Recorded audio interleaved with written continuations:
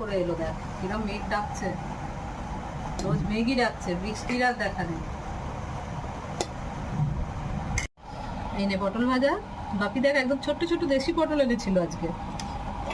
এই নে শশা, অনেকদিন পরে আবার ভাতে তোকে শশা দিচ্ছি। আর এই দেখ ঝিঙে আলু পোস্ত,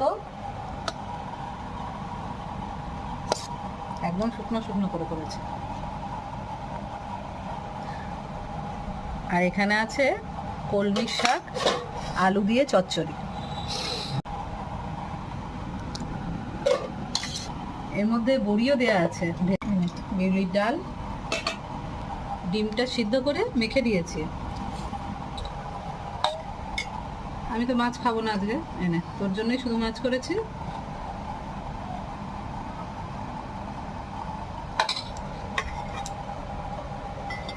নে